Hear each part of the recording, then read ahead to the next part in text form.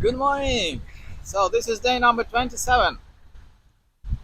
Halfway time, halfway of time of the race behind us. 26 days, and as promised, I'm making a short review how runners are doing. So Andrea, number one, is doing pretty well. Uh, he he a little bit ahead of his record time, so probably will witness a new personal best by this wonderful runner. Tavania, when she did half miles, 1550, she was 2.5 days ahead of women's world record. So everything possible, everything possible. Maybe another great achievement. Lo Ming, he's doing pretty stable in spite of rains. As you see, we have third day of rains, so everything wet. Uh, in my opinion, in my feeling, he is moving a little bit slower than previous races, but nevertheless very steady. So he is strong. He is strong.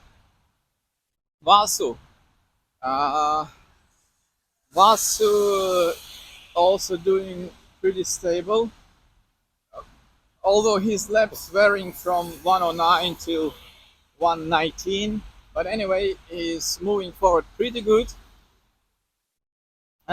He said to me before the race that without helpers he cannot finish. And it's not just help with the food, with like time saving things. His helpers, Nikolai and Sasha, are professional massagers, and they doing like really heavy maintenance for Vasu, like legs, spine, and this and that. And partially because of them, he's moving forward quite steadily. But he's on heavy maintenance, let's say. Mahasatya. Mahasatya did a little bit more than half. He has 16 miles of cautioning, and he has a wonderful attitude. Yesterday he told me just to be here. I'm very happy just to be here, and to finish is a big, big, big bonus. And this morning he said that the most interesting part started because now he has more and more pain in arches on the feet. But he has a new helper, Nirbasha, who is arrived a few days ago. So I think he's in good hands. Then Nina. Nina did, I think, yeah, six miles cautioning, so 15:56, and she's also doing quite stable.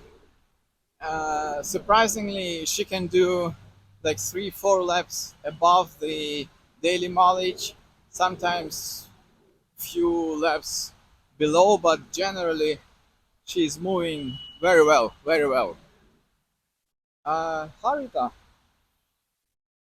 Harita did a halfway just by the late evening and few laps more, so she has 15:54 miles. She is an example of steady pace, and yeah, as I said, she was like telling me that every night she's killing herself to make the laps, and then I said, but you're immortal because in the morning you're still alive and still continue. So yeah, immortal Kiwi, very steady pace. So these 7 runners, they are on the schedule to finish. Then below 7 runners have some gap. Milan, he did 1500 miles, means 50 miles below the schedule, but as I see, he is capable of doing daily mileage, even a little more. So everything possible. He can yeah, close the gap. He can close the gap. Jason, Jason also did 1499 miles, means 51 miles below the waterline. And Jason actually he's a very speedy, very fast runner. And the other day he just complained me that so many people advising him, suggesting him to do some things who are never ran even 100 miles. Yeah, quite often we have that unsolicited advices. And also it turned out why he going home earlier, because of sleep. He just fall asleep around 10 p.m. and can't run in the dark. But I think he's wise enough and experienced enough to develop his own solution. It was the same for me, my first races. I just could not imagine how they run after 9 p.m. I was sleepy, I was dead tired. But then after a few years, I shifted my third break to 9:30 p.m. and that was the solution, because like 15 minutes, my legs were a little bit rested, then the head cleared, and I could easily run till midnight. So I think, yeah, he can also close the gap. Then we have Studashil, and Studashil has a drama because at the halfway point he has 1366 miles, means 184 miles of the gap. And frankly, I can't close the gap this time. So yeah, occasionally I can run 67 miles, but 26 days in a row, it's just beyond my capacity. So yeah, I'm turning into walking journalist. Nevertheless, I will stay till the end of the race and collect all the needed experiences. So then Kaninika. Kaninika also has 1367 miles, which is quite a lot under the schedule. And frankly, like 3, 4, or 5 days ago, I just felt that she accepted that she will not finish. So she's walking. All these days she's walking. Adrian.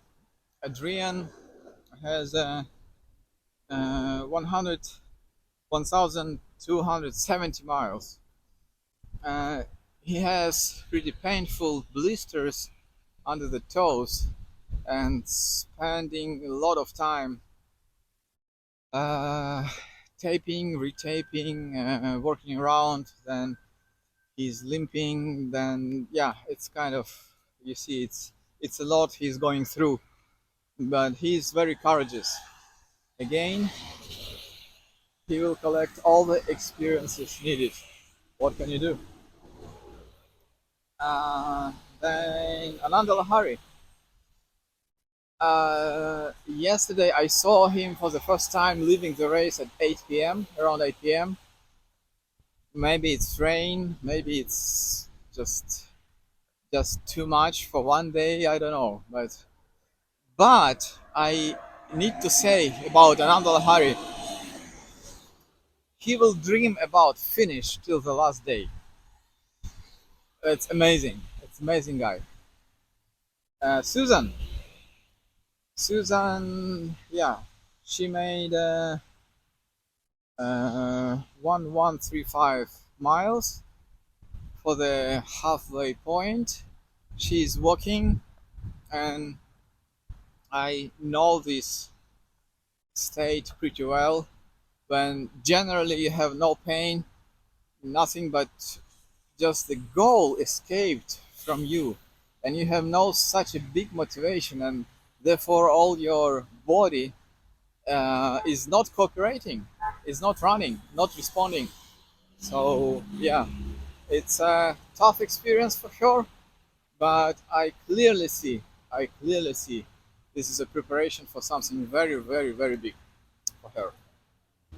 Yesterday at halfway point, Enthusiasm Awakeners started their performance at 6 a.m. just with our start, and it was a big surprise.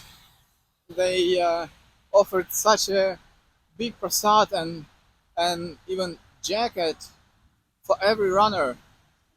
Amazing. So they made a real like party for the runners, and we are very, very grateful. So I will end this report with a joke. Can I come in? Does your dog bite? Come in, come in. I'm interested myself.